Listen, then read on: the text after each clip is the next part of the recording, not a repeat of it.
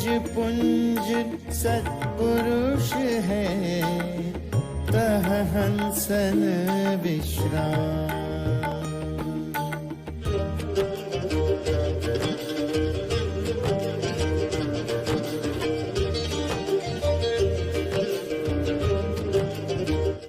VYGOS is Vihangam Yoga Global Online Satsang, which is scheduled every Sunday morning at 7 a.m. Indian Standard Time.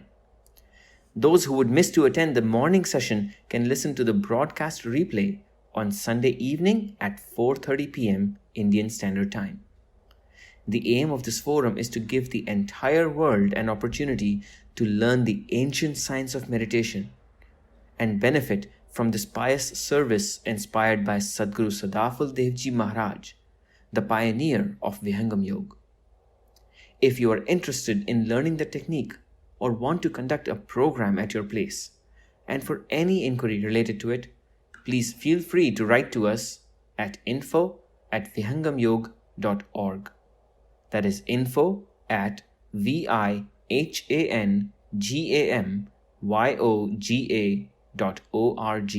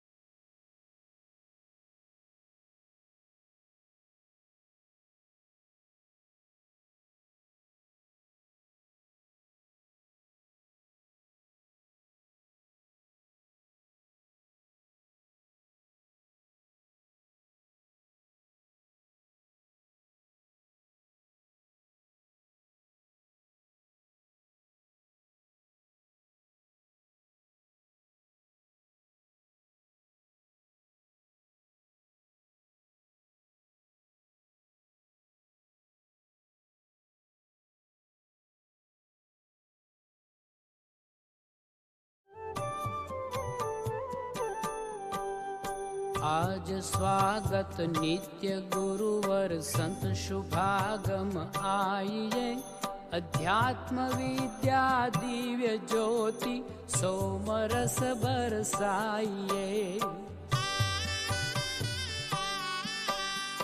दोष दुर्गुण दूर करके शुद्ध हंस बनाइए, भेद गम गति ज्ञान गर्जन शक्ति द्वार हटाइए। खुले द्वारा शब्द सागर भक्त जन अनहवाइए, जन सदा फल विश्व शिक्षक शान आन बचाइए, शान आन बचाइए।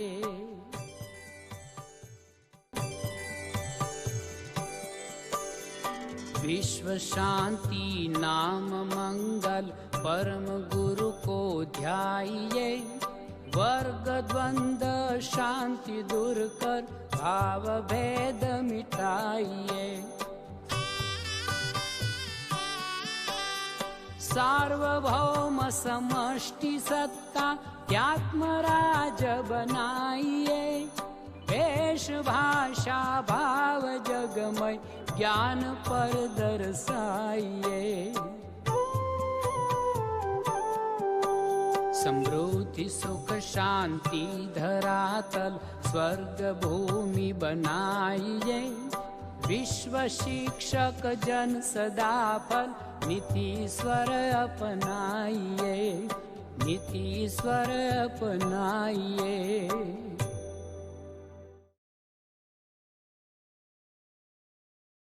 And now we would move towards Swarved. But before that, I would like to request to each and every listener, if you have any question related with karma, karmic cycle, please feel free to put your question on slido.com or on the WhatsApp number which is being reflected here, so that we can take those questions live to talk on that, and we can clarify some of the points which you have already. And now we'll move towards the Swarved couplets recitation and the meaning.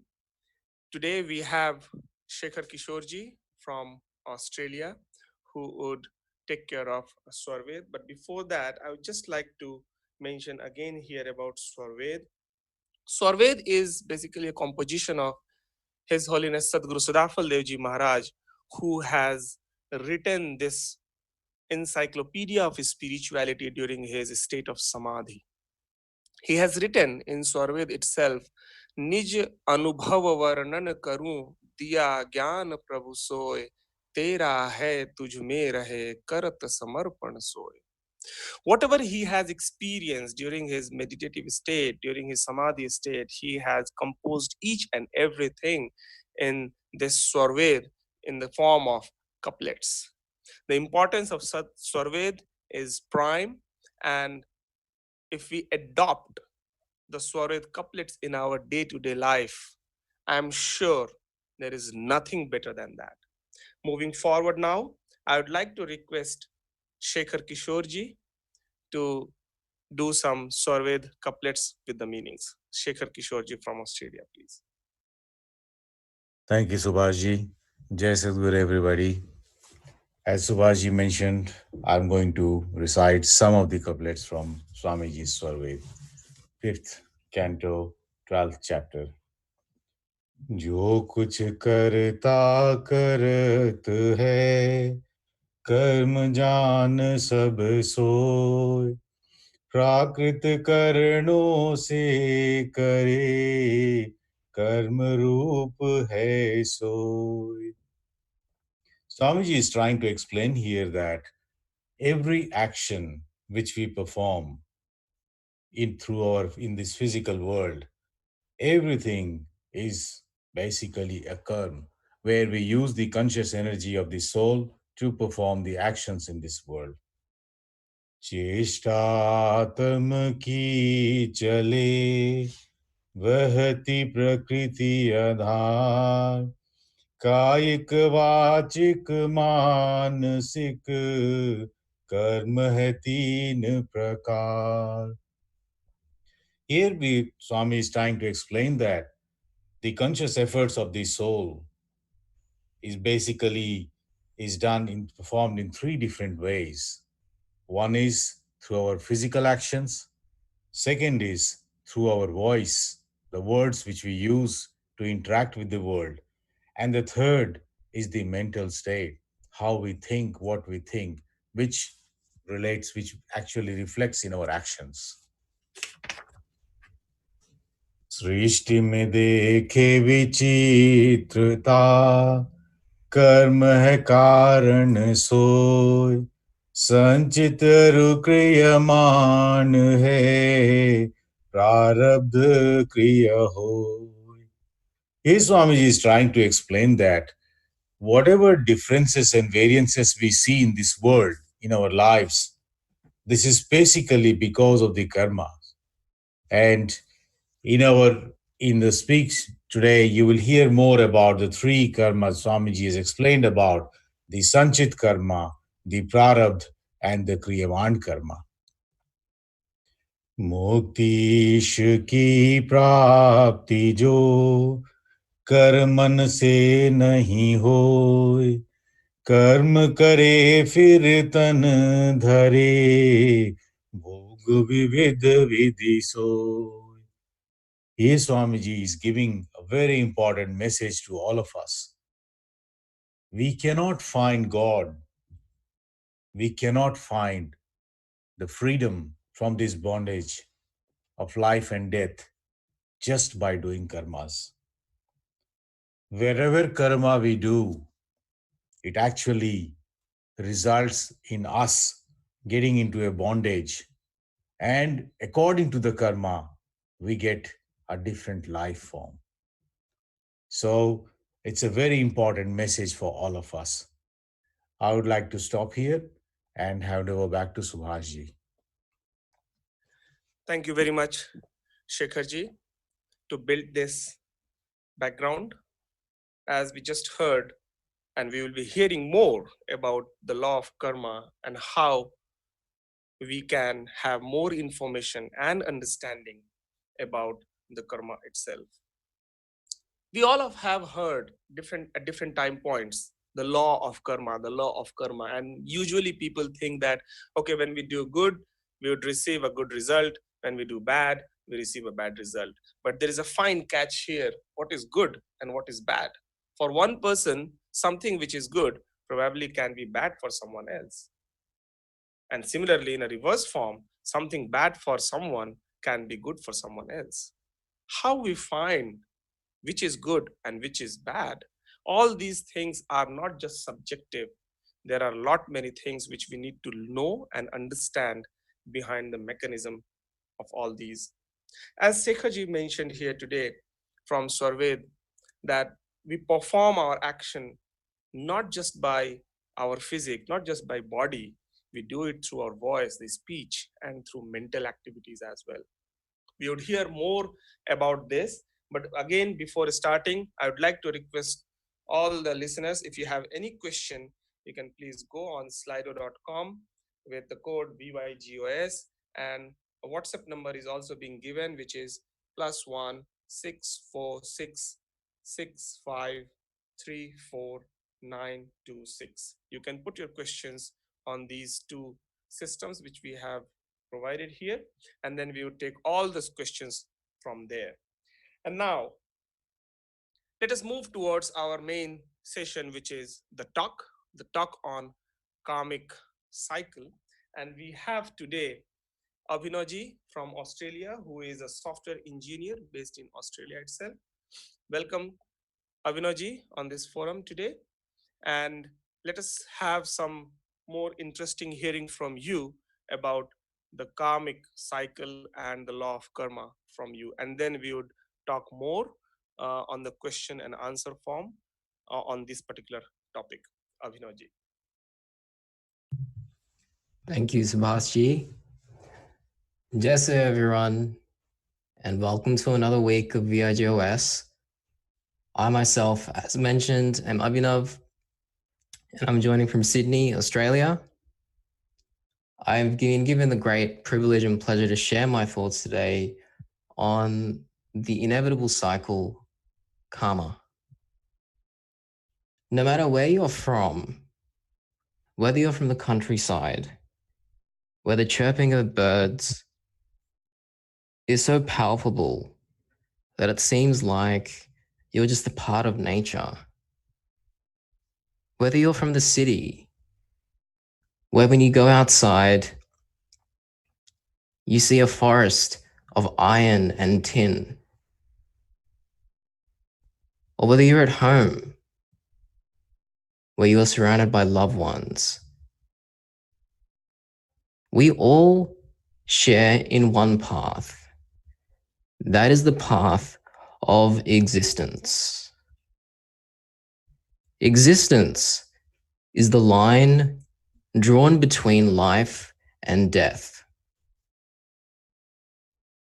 From the first cry, which we evoke in the hands of our mothers, to the harshness of leaving this world, and all success and failure in between, existence captures the beginning and end of human experience. But at some point in our lives, inevitably we ask ourselves one question. Why do certain things happen, and why do certain things not happen? I know for myself, I used to be a student a couple of years ago, and I'd quiz myself on this. Why is it that even though I'm applying the same efforts towards the same ultimate goals, why am I sometimes successful and why am I sometimes not? Is there a way in which I can objectively understand the rules governing what I'm seeking to achieve and what results I'm receiving in my life? Indeed, for many of us, this is the beginning of a journey into the realms of deeper spirituality and philosophy at large. That was the case for me as well 10 years ago. Though we may not share a common linguistic basis, we may not all speak the language of English, we may not all be well-versed in Sanskrit, there is one language we all understand, and that is the language of experience. And we've all felt this way at some point. Why do certain things happen? Why do certain things not? Let's first derive what the concept of karma is needed for. Why is it there? How does it help us understand reality better? If we look at anything that happens in our lives, for example, me speaking today, or let's say me awakening at a certain time of day today, the probability of that happening is very closely related to the probability of me going to sleep at the right time the day before. The probability of me going to sleep the day before is closely related to the many things that I did the day before. Maybe I was at work. Depending on how busy work was, maybe I would have come home later. Maybe I would have slept later. Perhaps I got sick, got a headache, wasn't able to sleep well. So I woke up later today. So there's all these probabilities. If we look at it mathematically, there are all these probabilities chained together,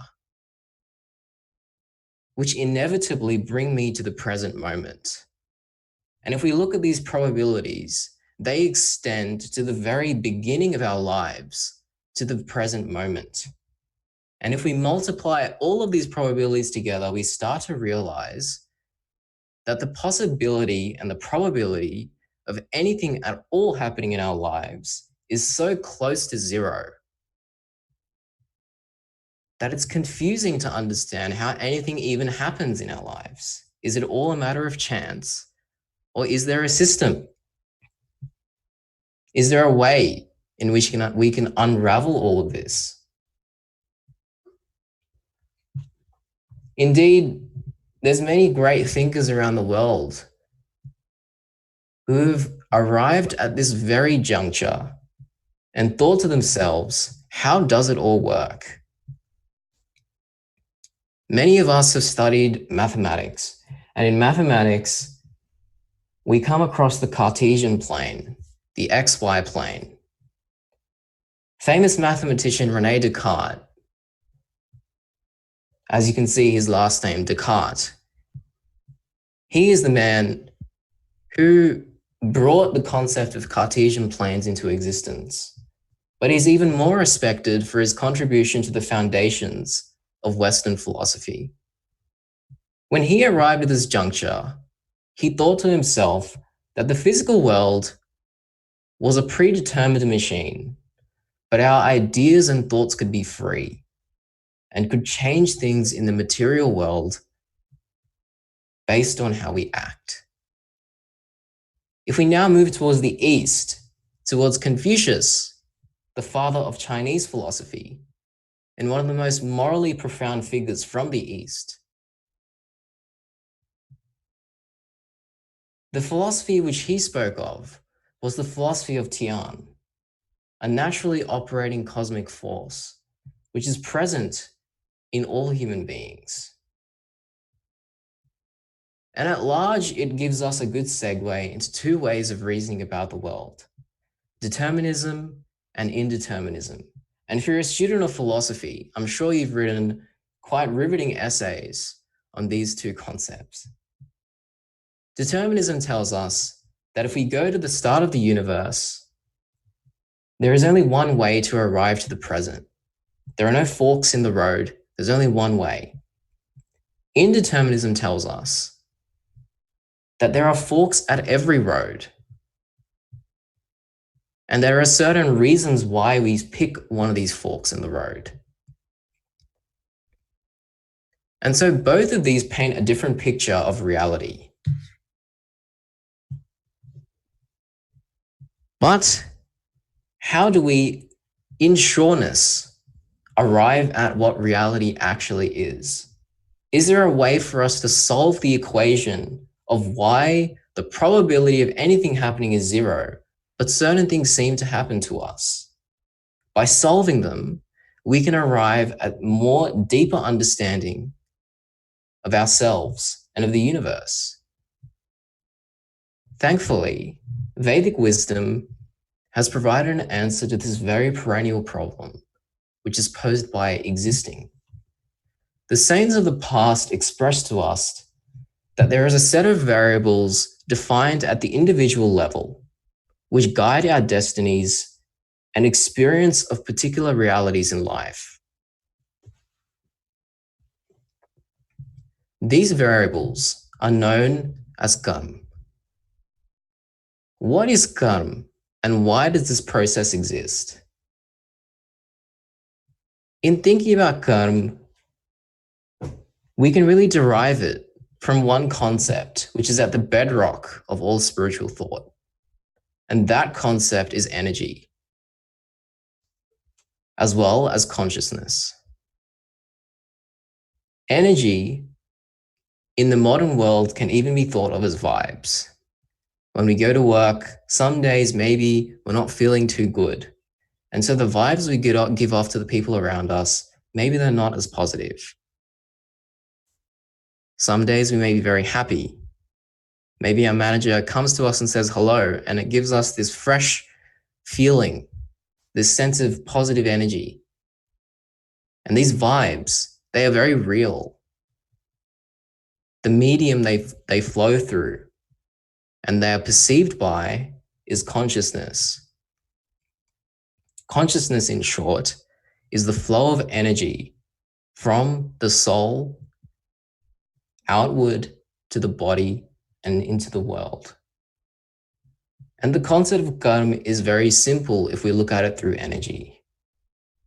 The energy which we release into the universe, whether it be positive or negative, must be returned back to us in its equivalent form. This is the law of karma. And why does this exist? The universe is unbiased. The universe is untouched. It is us who come to the universe and etch it, disturb it, shake it up with our vibes, with the release of energy from our consciousness and our bodies and minds.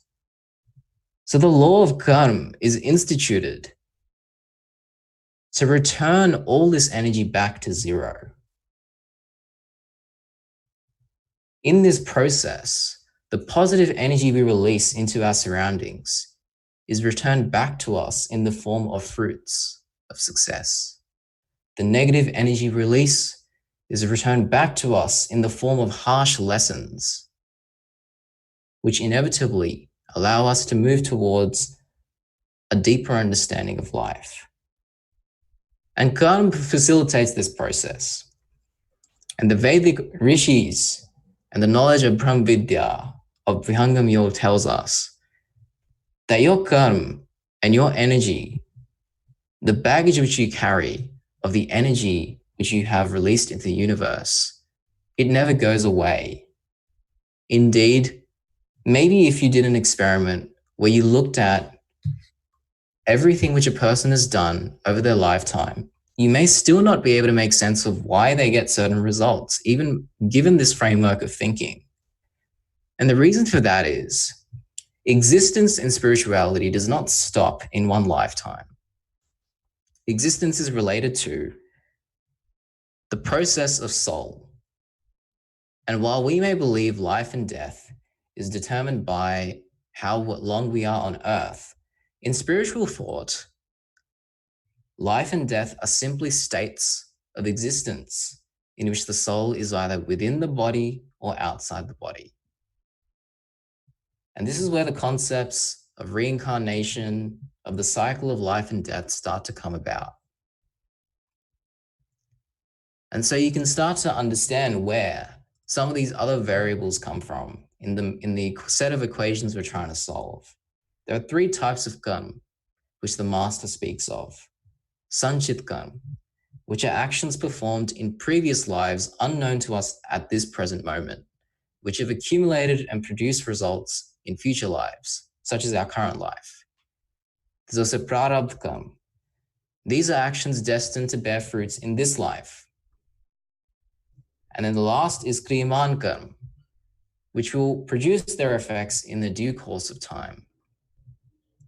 So we can start to see that no matter where, in which point of time, in which point of space and time, our actions have been performed, the energy which they release must be returned back to us in an equivalent form. This is the law of the universe. So what does Vedic wisdom suggest to us? It suggests to us that our actions are indeed indeterministic. They are determined by our state of mind. And this is in our control. But their results are deterministic. If you do something positive, you will get a positive result in an equivalent form. If you do something negative, you will receive a negative result in an equivalent form. This is the law of the universe. And the ultimate state of reality, no matter which philosophical book you pick up, which spiritual text you dive into, the ultimate state of existence is reaching a state where our actions do not have any results. And how does this happen? It's a very strange concept. This happens when we reach a state when we are aligned with the universe and with the cosmic forces which be. If we think about it for a moment, the universe is constantly serving us. You know, it's Easter break right now and I'm actually on holiday. But if we think about it, if the trees one day decided, hey, let's take a break, oxygen would disappear. If all of the water in the earth decided, hey, let's just disappear into one corner and watch some TV, suddenly we don't have any way to nourish ourselves. And so the universe is constantly serving us. It does not stop. And once we align with the universe, the energy we release into the universe does not have an adverse effect on it. We are so dearly aligned with it, so in tune with it,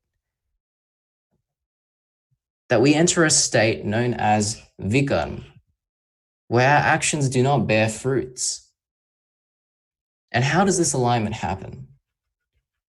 First, we have to reach a point where we can control our destiny. There's been many speeches on this platform before about the different emotions which arise in the human experience, whether it be anger, deep sadness, deep happiness, things which take us off our center, our balance. They start to control us rather than us controlling them. And what does this do? It makes us a puppet of the world. So there must be a way for us to control our destinies, to identify the different forks at every decision we are about to take, and to help us guide us towards taking the right decision. And further, as we go along, as we proceed on this process, we must propel ourselves toward an understanding of the cosmos so that we can align with the universe. This is where the rishis, the saints of past, left us with a method. They left us with a method which is testable, verifiable, reproducible, and is thus known as a science. And this is the method of meditation. What does meditation allow us to do? Meditation installs brakes in our mind, which allows us to slow down and allows us to decide and to identify when we are caught in a cycle. The cycle of karma, where we perform actions, we leave this body and then we return in order to bear the fruits of our previous actions. When will it end? It will only end when we have dealt with all the fruits we must receive, and we learn how to act without having any effects. Ultimately, we are borrowing every moment of our lives from the universe. Every form of energy we release into the universe must be returned back to us. And our ultimate destination is to become one with the very universe we live in. In this state of existence, life becomes a celebration,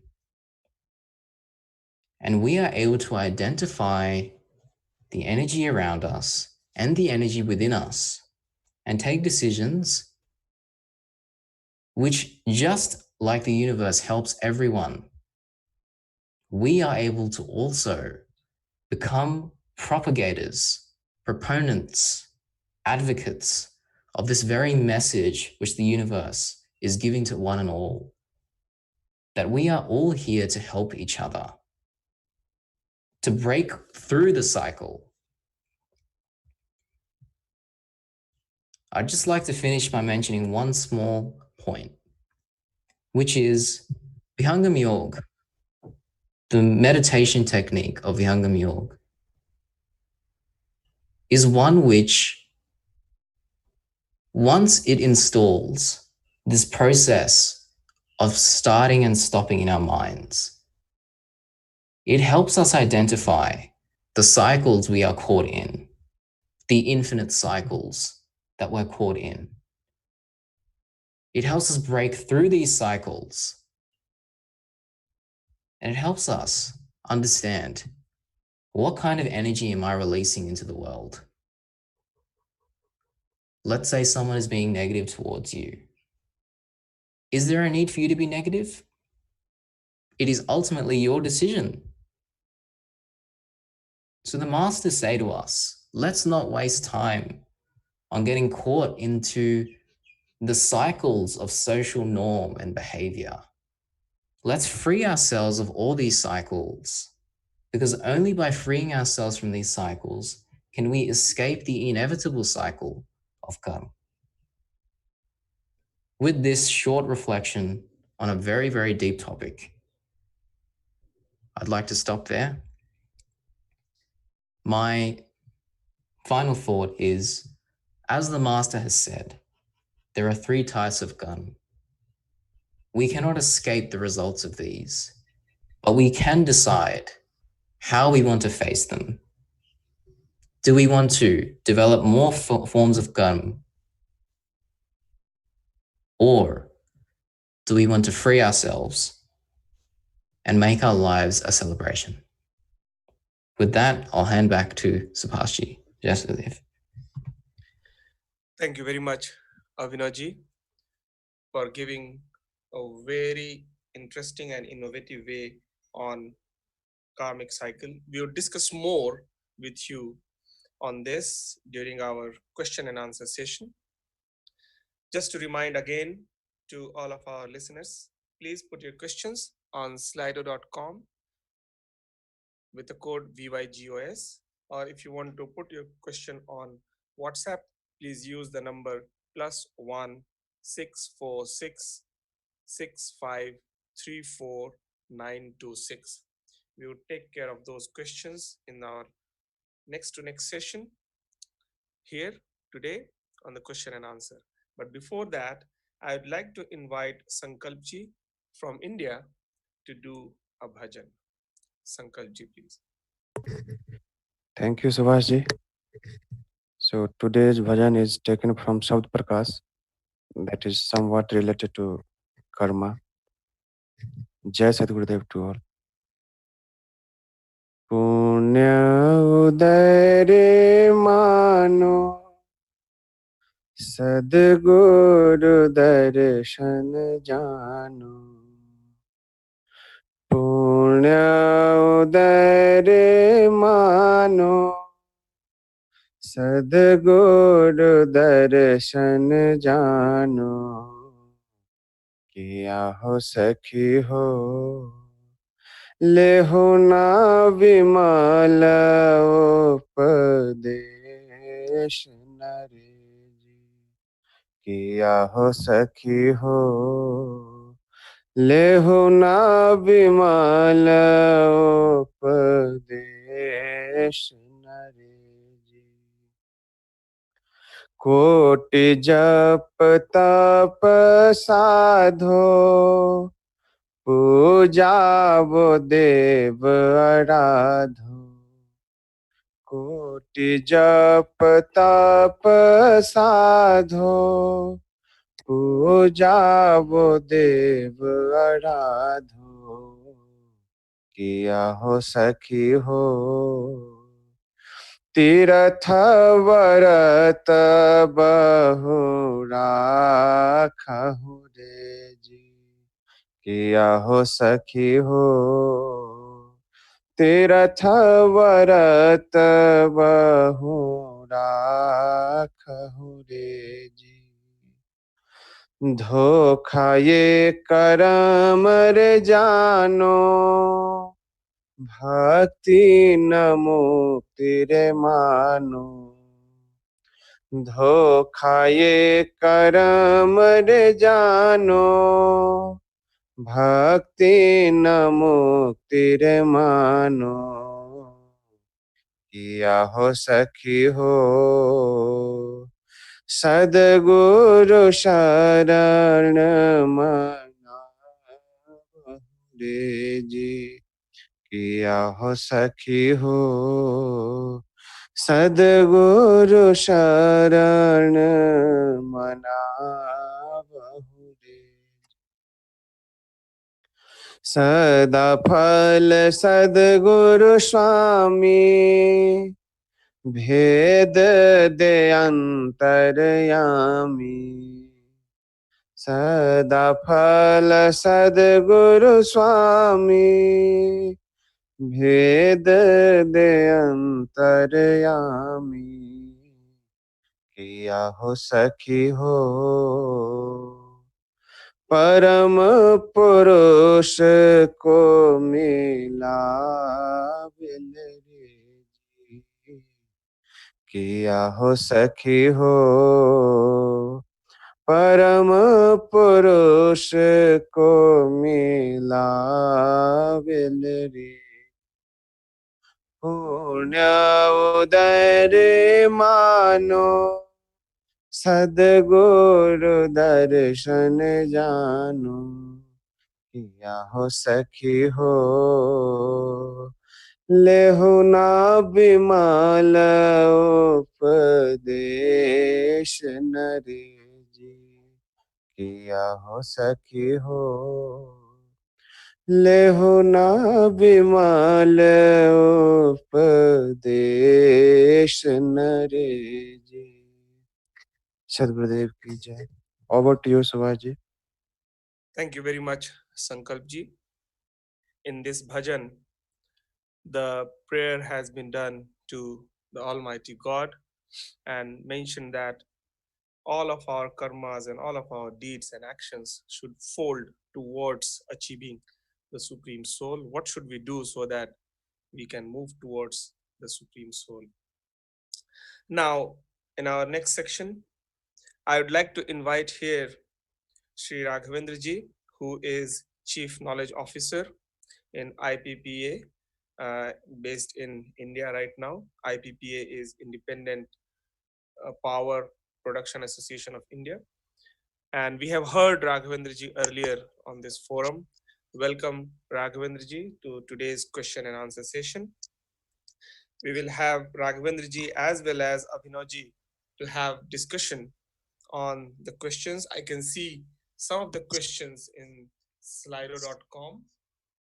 And in fact, Raghavendraji, I will start the first question to you. We all heard just Abhinavji, where he has explained the karmic law and the cycle in a very mathematical and calculative way as well. He related everything with the cosmic energy and the energy which soul generates at all different times.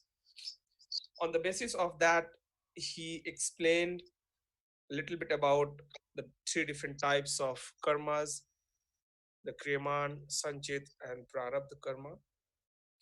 With this, the positive and negative karma and fruits also comes. So I'm trying to relate this thing from one of the question which one of the listener has asked. How do I live my life without worrying about which karmas are affecting me? So from here, what I understand is he definitely is aware about the karma, but he's trying to understand and ask here whether he should be worried or not worried about what karma he has done. Rangoji, if you can throw some lights on this. Thank you, Subhashi.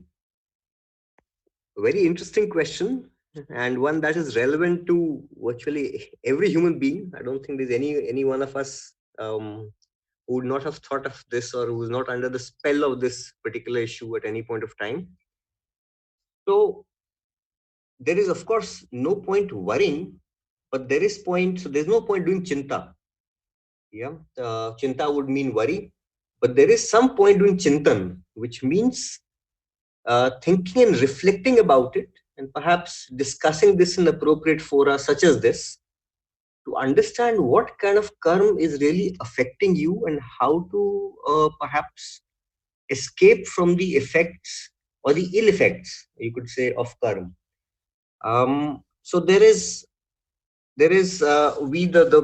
base that we'll use for the answer for this is, one is theoretical, one is which we can all relate to because there's a lot of literature on this, in various publications.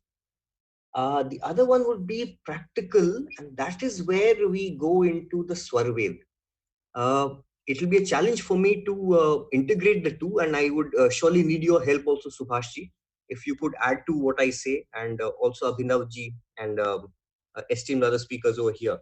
Because integrating the theoretical with the practical is the only way out that I can think of. And to start with, we need to understand the nature of nature itself. So in the Swarved, Sri Swami Sadafal Devji Maharaj says, Jat parivartanshil hai, maya karaj soe. This is the 4th canto, 6th chapter, verse 6. So it's 4 by 6 by 6. Jat parivartanshil hai, maya karaj soe, chhan viyog, chhan yog hai, jan maran dukh hoye. So what Swamiji is saying here is that this entire base nature that you see, so everything other than the Atma that you have within you is all spun out of Maya. And Maya itself, the great delusion that we are in, you can call that Maya, is ever changing. Nature itself, therefore, is ever changing. So whatever target we were aiming for yesterday, or whatever we were aiming for even a few seconds back, that target has moved. So our metrics for estimating how to achieve a goal would also have differed slightly. Whether we know of it or are conscious of it or not is a different thing. So whenever we are there to hit a moving target, which means even getting up in the morning every day is not a constant ritual if you actually look at it. Just as Abhinavji said, it depends, it's a function of what you did the day before, which itself is a function of what you did the day before that, So there's so many variables, and each of these variables keep changing. So each time that you want to get up at say 4 a.m. in the morning, you want to do meditation or you want to do exercise, whatever you want to do in the morning, each time you want to do that, there are a different set of variables affecting that. And you have to be mindful of that to make sure that you are able to achieve that goal. A, to achieve that goal, and B, you may achieve that goal. You may do sadhana. You may get up in the morning and feel very good that you've done your sadhana and everything. But even there, you are attached to the bondage that is produced by karma. Because as long as you're doing karma, there is bondage. There is the bondage of ego, which binds you to Maya. It binds the Atma, the conscious entity, to the Jad Prakriti. And to get out of this bondage, you need to do a karma that is not related to the three gunas that we talk about. Three gunas are the base natures of Prakriti, which are tamas, which means laziness or regression in some way. There is the rajasva gun, that is rajogun, which means things related to the normal aspects of nature. For example, enjoying comforts. Yeah, not being lazy, not being egoistic apparently, but enjoying normal comforts of life, just the way like you and I do. And the sattvic gun, which means that you're doing something, you're going to the temple, you're going to the church, you're going to the mosque, you're praying, but your mind is just like nature, it is ever changing. So while you're doing this action, your mind is somewhere else. Then you bring it back under control, you read the scripture, again the mind goes somewhere else. So the output that you're actually getting is actually also in a state of flux, and it is not allowing you to reach a goal of maybe mental peace or escaping from the bondage of karma, because your mind itself was not stable at any point of time. Like nature itself, it was constantly moving. The only way to do that, Swamiji says in the Swarved, he distinguishes between two kinds of vairagyas. Vairagya means detachment. So you have to grow detached from this entire material world. But there are two kinds of detachment. The kind of detachment that we discuss normally in various religious discourses, spiritual discourses, is external vairagya. And Swamiji clearly mentions that in verse 32 of 4 by 6 in the Swarved. So if we want to move from external vairagya, where we feel that we are detached, we can go to the Himalayas, we can go to the jungles, we can close ourselves in a room for hours at a stretch, but the mind is still with us. It is keeping us linked, and it is also keeping us in a state of flux. Therefore, from external vairagya, we need to move to internal vairagya, which is called parvairagya, wherein the soul is detached from the trigunas of Sat, Rajas, and Tamas, all three of them. And that is actually a practical journey. To do that, you need to start off with the first stage of Brahm Vidya Vihangam Yoga, where you control the mind and ensure its flux reduces first. So this is something that a lot of listeners would be familiar with. Anyone who's done this for maybe even a year at a stretch, maybe even 6 months at a stretch, you would have made the difference. Going on, how this journey plays out, where we are able to distinguish what kind of karma are affecting us, where we can see ourselves from a second party perspective. Yes, we can distinguish what is happening to us because we are able to detach ourselves internally. Then we will know what kind of karma is affecting us. We will also gain insight of what kind of prarabdha and what kind of sanchit karma zone we are operating from. Prarabdha is a difficult concept, but as we gain consciousness, we can understand how it really affects us. Therefore, this journey needs to be undertaken, and it can be only undertaken under the guidance of the Sadguru. Over to you, Subhashi. Thank you very much, Raghavendraji. In Swarved, Swamiji has mentioned at one place, Brahma Vidya Chinagi Udi Lagi Karma Ghar Aag Karma Vasana Jari Gai Chetan Chetan Jag. So you very rightly mentioned that the practice of Brahma Vidya Vihangam Yoga helps us to uplift ourselves from the karmic cycle to above. Here, I would like to ask to Abhinavji with one very interesting question. Abhinavji, you mentioned about three different types of karmas, and here we have a question which I would like to link it to that. One of the question is in this form: I do all the right things in the life. I work hard. I love my family and friends. I do everything I believe to be good. But still, why is that I face suffering? So here, the question, if I have to summarize the question, it comes in this form that someone is doing everything good according to his belief. This is very important. He or she is doing everything very good, but still the person is suffering. Avinaji, you mentioned that in the form of energy, whatever we give back, whatever we give to the nature in form of one energy, we would receive, we would get the return from the energy in the same form, in form of energy. Here, if somebody is saying that, okay, I'm giving back energy something good, why it is giving me something bad? Is there somewhere a gap of time frame? Probably that, okay, when we are doing good and when we are getting the result of it, is it somewhere linked here?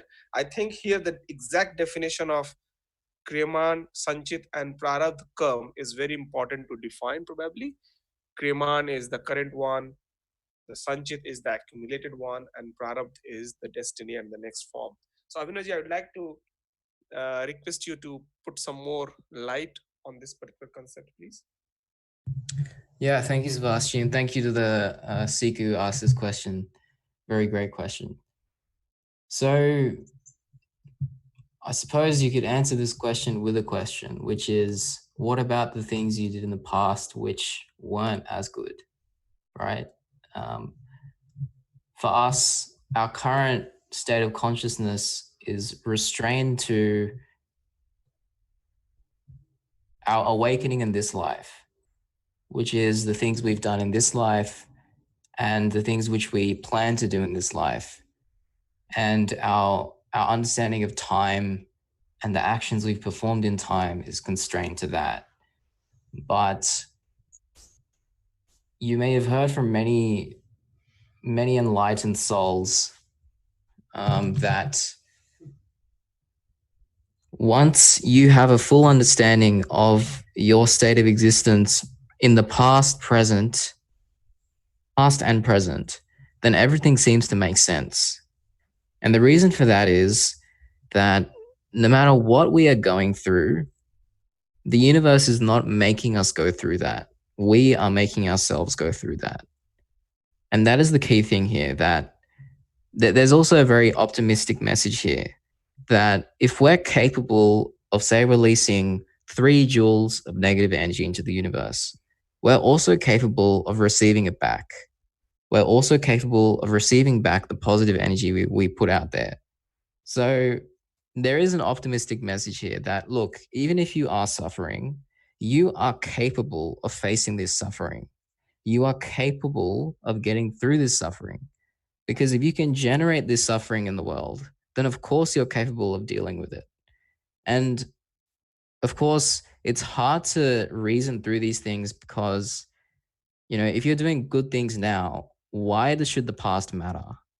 The reason it matters is because although you're going through a state of change, you're still coming back to the same cosmic cycle, the same world.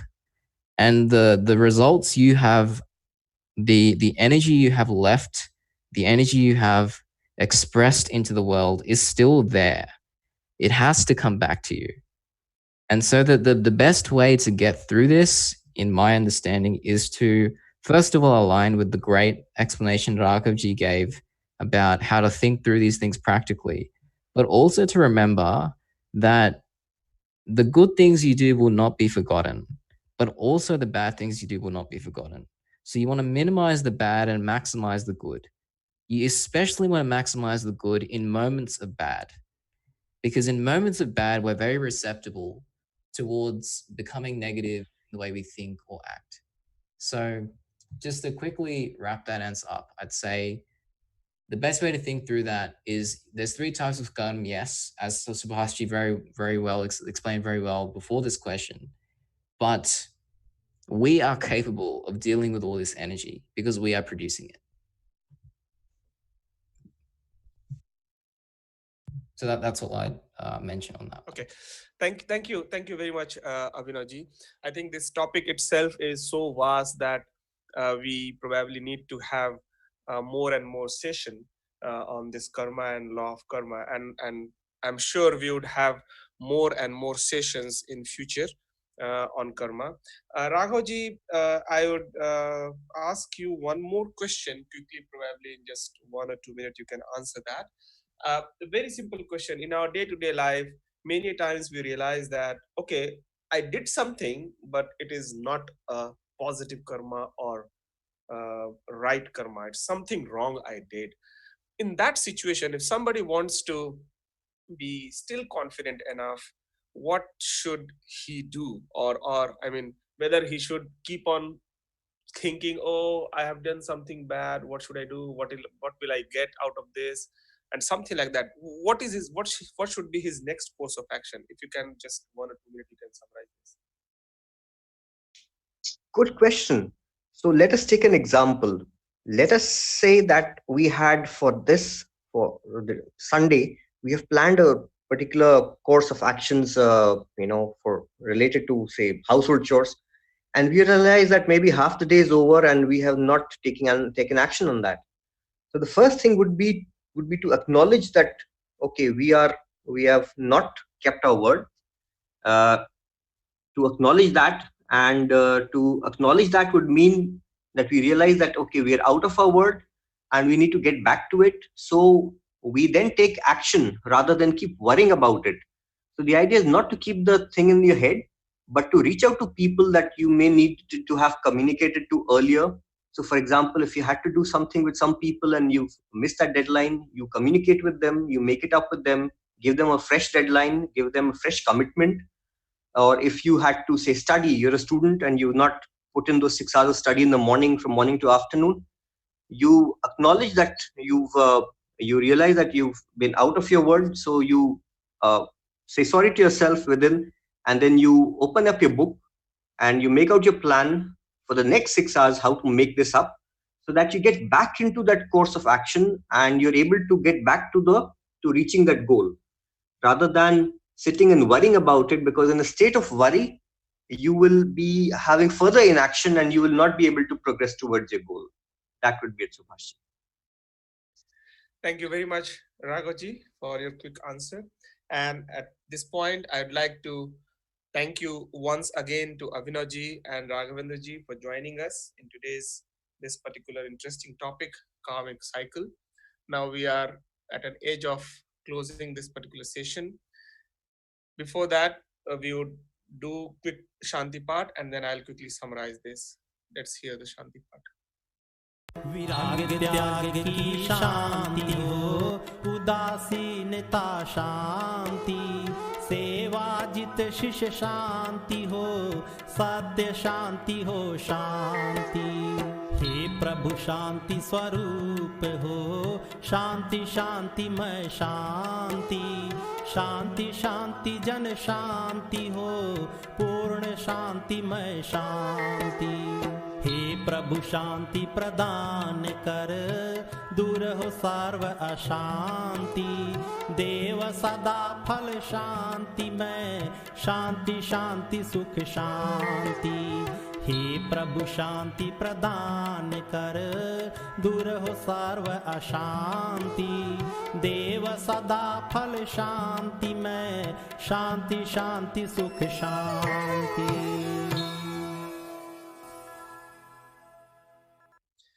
Once again, I would like to thank you, Shekharji, Sankalpji, Abhinavji, and Raghavendraji for joining us today. Just to remind everyone, today's session on karma and karmic cycle was to prepare the base to continue our further sessions on this particular topic. Stay tuned for our future topics to listen more on karma. Just to quickly summarize what we heard today, I have noted down few of the things. one of the most interesting thing which I remember from what Abhinavji mentioned, the energy which we release on our day-to-day basis to this universe, it returns to us in the same form. So ultimately, what I can see from here is whatever is happening with us, we ourselves are responsible for that. We cannot put the responsibility on someone else. It's us who is responsible to whatever is happening to us. Ultimately, there are different ways. In fact, there is only one way to come out from this karmic cycle, which Raghavendraji mentioned, and Abhinavji also mentioned that let us free ourselves from all the cycle, from all the bondage, and definitely Vihangam Yoga, Brahma Vidya Vihangam Yoga helps us. Sadhguru helps us. That's what his prime work is, to help us to come out from this life and death cycle, the cycle of karma. We would hear again more and more on this. Till then, have a very nice day ahead and hope to meet you again through this platform. Thank you very much for joining us today. Jai Sadhgurudev.